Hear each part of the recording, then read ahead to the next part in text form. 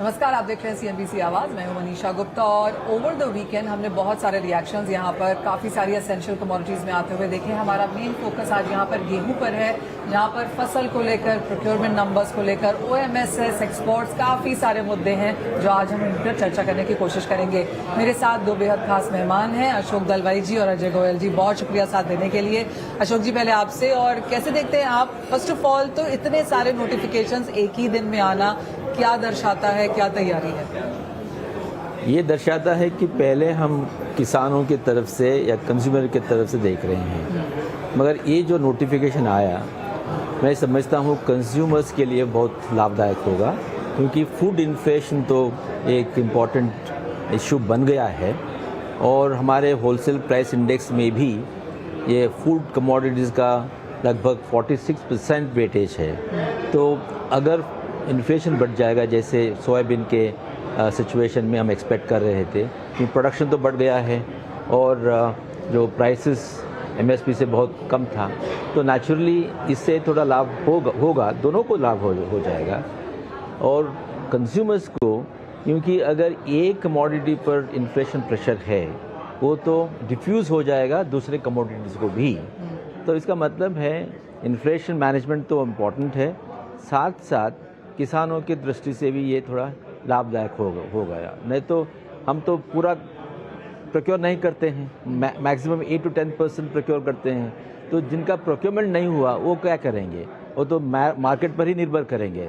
तो मैं समझता हूँ उनके दृष्टि से ये अच्छा है कि एक ड्यूटी बढ़ाया गया है और किसानों को लाभ होगा इससे। अशोक जी, आप कहेंगे एक बहुत ही फाइन बैलेंसिंग की ज़रूरत है जब हम कंज्यूमर, किसान, इंडस्ट्री तीनों को ही साथ रख के चलने की कोशिश करें। और जिस तरह से हमने नीतियां बनते हुए देखी हैं, ये देखा गया है कि कभी कंज्यूमर की तरफ ज़्यादा झुकाव है, फिर किसान की तरफ है, और बिकॉज इंडस्ट्री इतने सारे रिप्रेजेंटेशंस कर रही है तो उनको भी कुछ करने से हाँ, ये तो मैं मानता हूँ। अगर हम ये वैल्यू चेन को सपोर्ट करना है या प्रोडक्शन को भी हमको डायरेक्ट करना पड़ेगा, तो मैं समझता हूँ लॉन्ग टर्म पॉलिसीज़ बहुत ज़रूरी है और लॉन्ग टर्म पॉलिसीज़ मिनिमम 2 से 5 साल उसको डिस्टर्ब नहीं होनी चाहिए, अनलेस कुछ इमरजेंसी है। तो अब क्योंकि हमारे सिस्टम में वो स्टेबिलिटी नहीं है, तो ये सब स्टेक होल्डर्स को इससे कुछ पता नहीं चल रहा है, विशेषकर फार्मर्स जो प्रोड्यूसर्स है और जो हमारा ट्रेड बॉडी है या प्रोसेसर्स है, जो हमारे स्टेक होल्डर या वैल्यू चेन में एक इम्पॉर्टेंट स्टेक होल्डर है। तो मैं मानता हूँ कि ये बहुत ज़रूरी है हम ज़्यादा इंटरफियर न करें, मगर ये करने के लिए एक बॉडी की आवश्यकता है, क्योंकि कंज्यूमर जो दृष्टिकोण से तो हमारा मिनिस्ट्री ऑफ कंज्यूमर अफेयर्स है और किसानों के ओर से हमारे ministry of agriculture, animal husbandry है, तो नेचुरली इन दोनों में ओपिनियन फ़र्क पड़ेगा ही। तो मैं समझता हूँ कंज्यूमर का इंटरेस्ट और फार्मर्स के इंटरेस्ट को रिकंसाइल करने के लिए एक इंडिपेंडेंट बॉडी आवश्यकता है और ये इंडिपेंडेंट बॉडी को टेक्निकली डेटाबेस एनालिसिस करके फीड करना चाहिए। इसमें प्राइस फोरकास्टिंग ज़रूरी है, डिमांड फोरकास्टिंग ज़रूरी है और ट्रेंड्स को देखना पड़ेगा। और जब हम कहेंगे प्राइस एंड डिमांड फोरकास्टिंग, खाली डोमेस्टिक नहीं, ग्लोबल सिचुएशन भी आजकल इम्पैक्ट करता है, क्योंकि आजकल लिबरलाइज हो गया है। वर्ल्ड ट्रेड ऑर्गेनाइजेशन के तहत हम तो सब काम कर रहे हैं और हमने देखा जियो पॉलिटिकल सिचुएशन, जैसे यूक्रेन से एक्सपोर्ट नहीं हो पाया तो इंडिया को एक्सपोर्ट करना पड़ा वीट इजिप्ट को। तो जियो पॉलिटिकल सिचुएशन और इकोनॉमिक लिबरलाइजेशन, ये दोनों हम दृष्टि में रखते हुए तो नेचुरली ग्लोबल डिमांड प्राइस को भी हमको उसको इतना ही रिस्पेक्ट देना पड़ेगा। इसके लिए मैं समझता हूँ एक टेक्निकल बॉडी आवश्यक है जो डेटा कंपाइल करके एनालाइज कर सकते हैं, प्राइस फोरकास्टिंग, डिमांड फोरकास्टिंग कर सकते हैं, वेदर फोरकास्टिंग के बेसिस पर प्रोडक्शन पर क्या असर पड़ेगा। बट इस सबसे बड़ा पहले मैं समझता हूँ डेटा इंटेग्रिटी बहुत इम्पॉर्टेंट है। तो हमारे देश में यही एक मुसीबत है, क्योंकि हम पहले से ये एस्टीमेट्स के ऊपर निर्भर करते हैं। जैसे हमारा रेवेन्यू डिपार्टमेंट है, हर साल हर सीज़न वो तो एस्टीमेट्स के अनुसार हमको फिगर देते हैं कितना कवरेज है, क्या क्या क्रॉप्स है। मगर अगर हम एक सॉफ्टवेयर डिप्लॉय करेंगे, जैसे कर्नाटक में किया, उन्होंने देखा वो जो आंकड़े दे रहे थे उससे इतना फ़र्क हुआ कि बहुत डिविएशन हो गया, तो इसका मतलब है सारे देश में ये है, तो बेटर हम एक डेटा इंटेग्रिटी की ओर बढ़े, ताकि हमको पॉलिसी निर्धारित करने के लिए और प्रोग्राम डिजाइन करने के लिए कहाँ इंसेंटिव देना है, कहाँ नहीं देना है, ये तो पता चलेगा। एब्सोल्युटली। और हमने एग्रीकल्चर डिजिटाइजेशन के बारे में भी काफी सारे यहाँ पर सुना है, सरकार की तरफ से काम होता हुआ। अजय जी, जहाँ तक गेहूं की बात है, और जैसे अशोक जी ने अभी कहा कि डेटा इंटीग्रिटी यहाँ पर सबसे बड़ी चीज है, क्रॉप को लेकर अभी तक यहाँ पर एक कंसेंसस नहीं बन पाया है। कैसे आप देखते हैं overall wheat as a trade, because पिछले 2 साल क्लियरली काफी अनसर्टन रहे? तो देखिए 2 साल पहले तक जो है एनुअल वॉलेटिलिटी या राइज जो है मुश्किल से 5-7% रहता था। आजकल जो हर क्वार्टर में 4-5% का जो है इजाफा हो जाता है, वन वे और दी अदर, और ये सब अनसर्टेनिटी की वजह से है।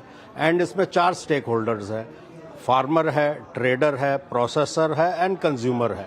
इन चारों के बीच में एक डायलॉग ही नहीं हो पा रहा है।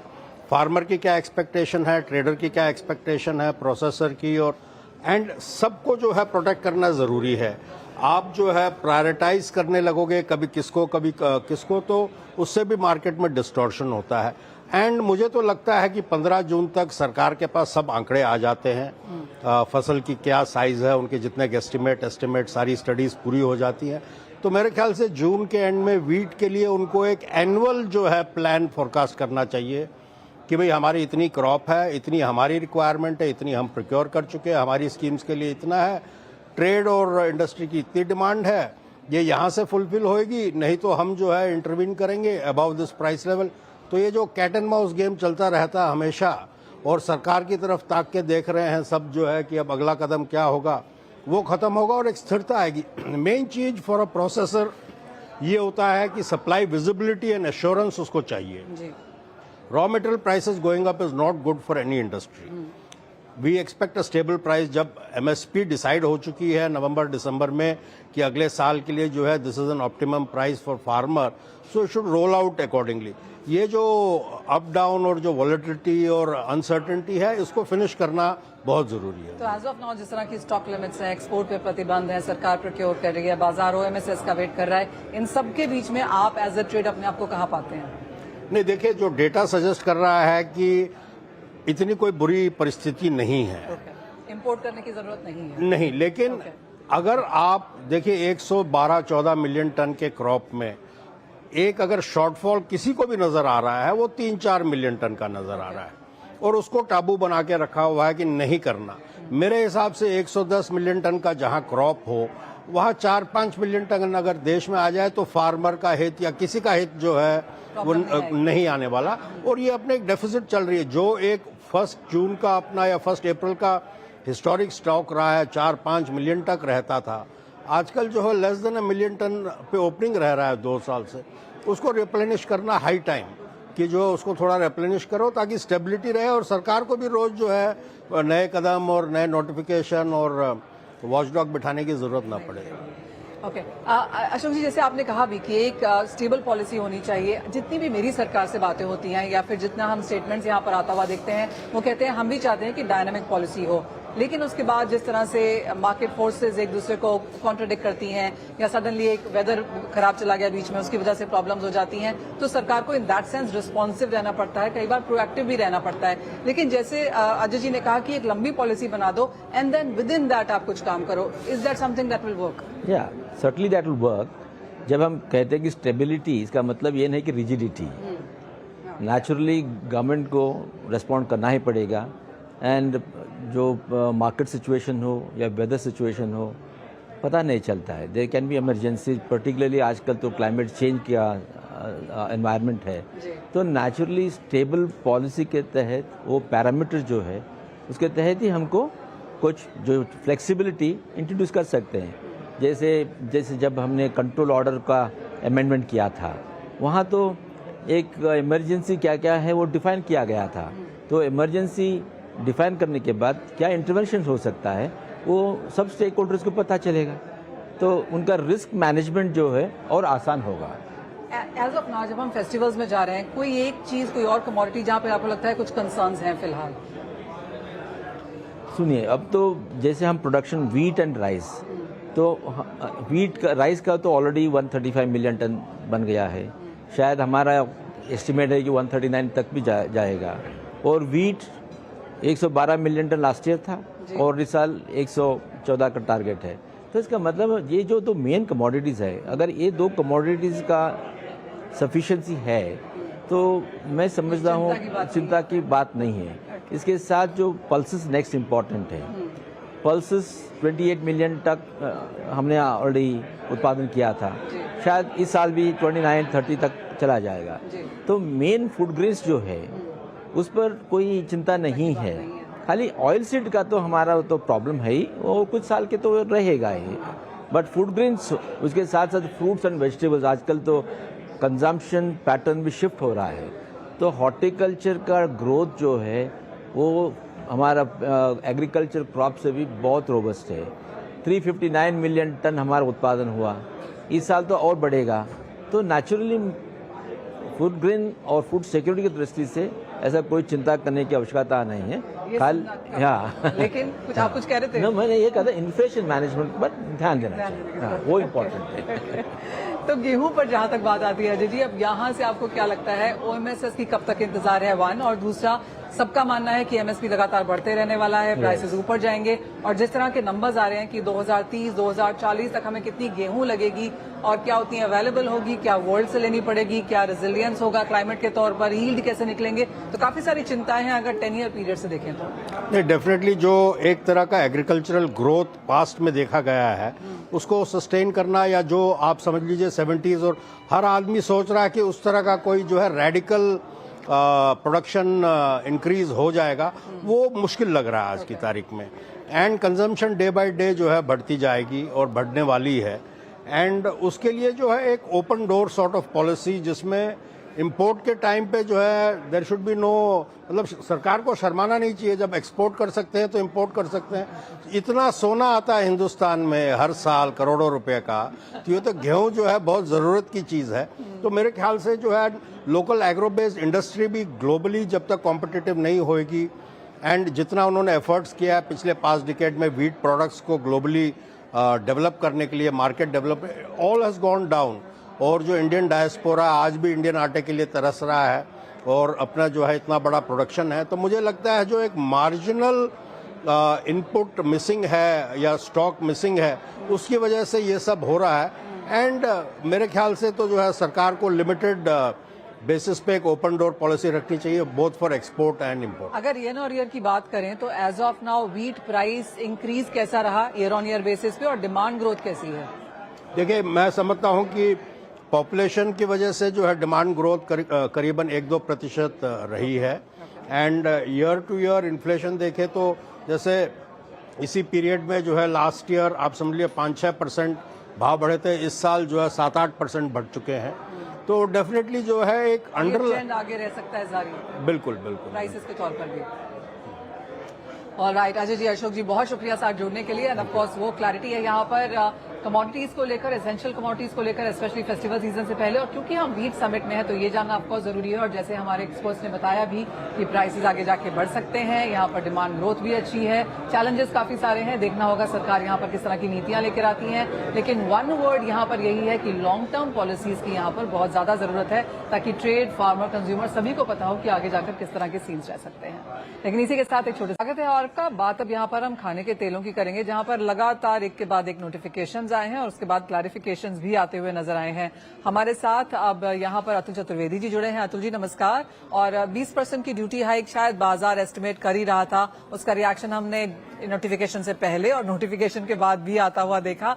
लेकिन बात हम करेंगे जो पीआईबी का लेटेस्ट सर्कुलर आया है, जहां पर ऑफकोर्स सी और आईवीपीए सोपा की मीटिंग भी बुलाई गई थी सेक्रेटरी के साथ। अब जो ये बात की जा रही है कि जो ऑलरेडी स्टॉक आ चुका है, सबसे पहले तो इसका नंबर क्या है, क्योंकि सरकार ने इसका आकलन 30 लाख टन पे किया है। मेरे पास एग्जैक्ट फिगर्स तो नहीं है, बट मोरलेस जो गवर्नमेंट की फिगर्स हैं वो सही होंगी। But $1 million question in this ये एसोसिएशंस नहीं दिए होंगे। हाँ, इसमें से कितना ड्यूटी पेड है और कितना नॉन ड्यूटी पेड है। तो my take is our back of the envelope calculation tells us कि ये शायद केवल 10 से 12 लाख टन तो ड्यूटी पेड था, और बैलेंस जो है वो ड्यूटी पेड नहीं है जो ट्रांजिट में रहा होगा। तो मैं नहीं समझता कि ये पूरा 3 लाख या 3 मिलियन टन के ऊपर इसका इम्पैक्ट आएगा। Atul ji, clearly first feeling यही था कि ठीक है, फार्मर के पास तो इसका इनडायरेक्ट बेनिफिट जब आएगा तब आएगा। इमीडिएट जो मुनाफा था 20% ड्यूटी का, वो ट्रेड में था। आप कहेंगे कहीं ना कहीं अब वो थोड़ा सा वीक होता हुआ दिखेगा? नहीं, मैं दोनों चीज़ आपको बोलूँगा। देखिए, सोयाबीन सीड आज भी सिस्टम के अंदर 25 से 30 lakh ton likely carry over है टू द नेक्स्ट ईयर। तो अभी जो सीड बिक रहा था वो इतना ज़्यादा नीचे बिक रहा था कि विच ट्रिगर्ड ऑल दिस प्रॉब्लम्स, तो उसमें ऑलरेडी इजाफा हो गया है और वो आज मिनिमम सपोर्ट प्राइस के लेवल पे आ चुका है। डेफिनेटली इंडस्ट्री के पास जो भी ड्यूटी पेड स्टॉक्स था उसमें तो फ़ायदा हुआ है इंडस्ट्री को, और एज इट इज़ भी ये बड़ी लोगों को गलत फहमी है कि ये इंडस्ट्री में प्रॉफिटेबिलिटी बहुत अच्छी है।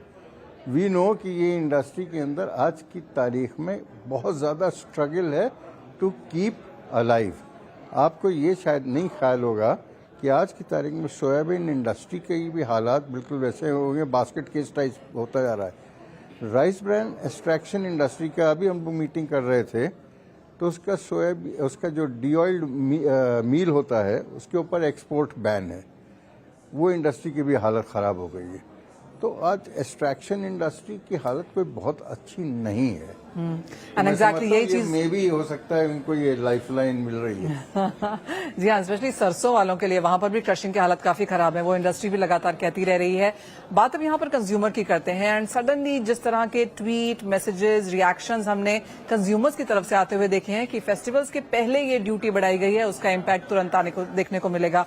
वहां पर कैसे देखते हैं आप एक बैलेंसिंग? एक चीज आप समझ के चलिए कि प्रोबेबली शुगर और एडिबल ऑयल, ये दोनों कमोडिटी इंडियन कंटेक्स्ट में प्रैक्टिकली इन्फ्लेशन प्रूफ है।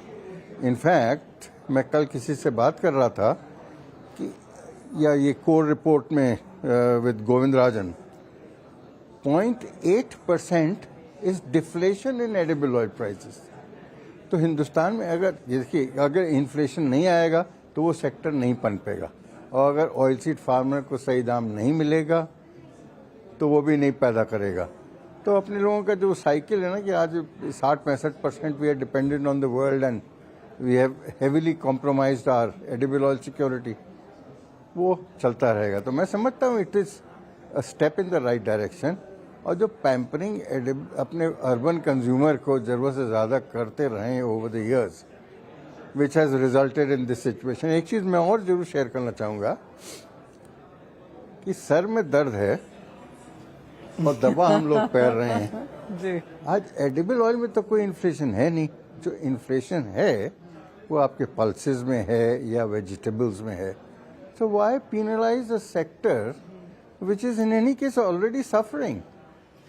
अब यहाँ पर जिस तरह के इंपोर्ट्स हमने इस साल में होते हुए देखे हैं जो कि काफी कन्वीनियंट हैं, अब आगे जाकर आपको क्या लगता है किस तरह के इंपोर्ट्स हम बाकी के फेस्टिवल मंथ्स में स्पेशली आता हुआ देखेंगे, और क्या सेंस है यहाँ से प्राइसिंग की?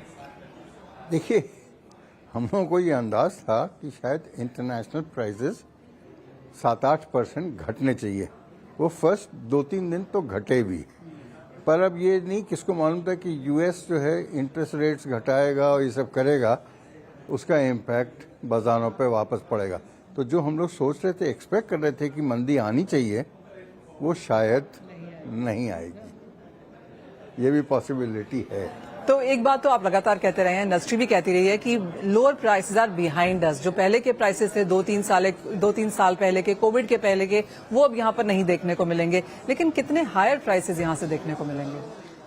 हम लोगों का मानना है कि हिंदुस्तान के कंज्यूमर को 120 रुपए किलो का तेल एट होलसेल लेवल, ये ठीक लेवल है। और वो 70, 80, 90 रुपए का लेवल जो एक ज़माने में हुआ करता था, I think that is history. और उसको अपने को भूल भी जाना चाहिए। इनकम लेवल्स बढ़ गए हैं, सब लेवल्स में बढ़ गए हैं, तो क्यों ना हमारे ऑयल सीड फार्मर को 2 पैसे ज़्यादा मिले और बेहतर मिले। क्योंकि आप हमारे साथ हैं, एक वर्ड चीनी पर भी, और एक नोटिफिकेशन हमने यहाँ पर चीनी में भी आता हुआ देखा। ऑफकोर्स एक सेंटिमेंट इम्पैक्ट था, सडनली शुगर के प्राइसेस तो स्टेबल हुए ही, शुगर स्टॉक्स यहाँ पर काफी बढ़ते हुए नजर आए। लेकिन इंटरनेशनल शुगर प्राइसेस की जहां तक बात है, 20 सेंट्स यहाँ पर फिर से है। यहाँ पे क्या सेंस? ये कहना बड़ा मुश्किल है। इनफैक्ट मैं समझता हूँ इस सब का ट्रिगर इस यूएस इंटरेस्ट रेट्स, उससे थोड़ा overall commodity complex world wide थोड़ा बाउंस हुआ है। एब्सोल्युटली, सारी टैंजिबल कमोडिटीज ऊपर हैं इंक्लूडिंग शुगर, लेकिन शुगर में एसेंशियली क्योंकि इंडिया एक्सपोर्ट नहीं करेगा, ब्राजील और थाईलैंड में जिस तरह की चिंताएं हैं, आपको लगता है फंड इंटरेस्ट यहां पर वापस लौटा है? इंटरनेशनली तो डेफिनेटली लौटा है, तभी ये बाजार बाउंस बैक किए हैं। पर इंडियन कंटेक्स्ट में मैं आपको और आपके सुनने वालों को सबको आश्वस्त करना चाहता हूं कि हिंदुस्तान का इस साल रकबा भी बढ़ा है और overall rain gods have been Indian, सब जगह पानी बहुत बढ़िया हो। तो मैं समझता हूँ, मेरा मानना ये है कि इस साल जो क्रॉप होगी वो कहीं बेहतर होगी और हिंदुस्तान में शुगर की अवेलेबिलिटी में कोई तकलीफ नहीं होगी। वो तकलीफ जो थी वो इंडस्ट्री ने झेली, because ethanol ban, cane juice ethanol ban, we have banned, पर उसका नतीजा ये रहा कि हम लोगों के पास शुगर का एडिक्वेट स्टॉक आज भी सिस्टम में है। एक और चीज कि इथेनॉल की प्राइसिंग अभी तक अनाउंस नहीं हुई है। वो होना बहुत ज़्यादा ज़रूरी है, अदरवाइज आने वाले दिनों में अगर एथेनॉल का प्राइस यही रहा तो कहीं ऐसा ना हो कि हम लोगों को कहीं ज़्यादा चीनी बनानी पड़े जिसकी कोई हिंदुस्तान को ज़रूरत नहीं है, और उसमें केवल हम लोग बैंकों की सर्विस करते हैं ब्याज दे दे के। शुगर इंडस्ट्री की सबसे बड़ी जो तकलीफ है वो है इंटरेस्ट, और इसका नतीजा यही होगा। और आज Hindustan is committed, our prime minister is committed to decarbonise. तो मैं समझता हूँ कोई औचित्य नहीं है कि आज मक्के के एथेनॉल को 72 रुपये में आप लें और गन्ने के 60-65 रुपये में लें। कहीं ना कहीं ये अतिशयोक्ति, कहीं नहीं ये गलती है, इसको इस एवरेज को दूर करने की जरूरत है। ऑलराइट, तो काफी सारे नोटिफिकेशन सरकार की तरफ से आए हैं, सिर्फ एक का इंतजार है, वो भी शुगर इंडस्ट्री को और वो भी एथेनॉल प्राइसिंग को लेकर। तो वो एक्सपेक्टेशन है कि बिफोर क्रशिंग जो कि नवंबर में स्टार्ट होने वाली है उसके पहले ये भी आता हुआ नजर आएगा। बहुत शुक्रिया अतुल जी साथ जुड़ने के लिए, ऑयल सीड्स और शुगर दोनों पे ही हमारे साथ चर्चा करने के लिए। Thank you.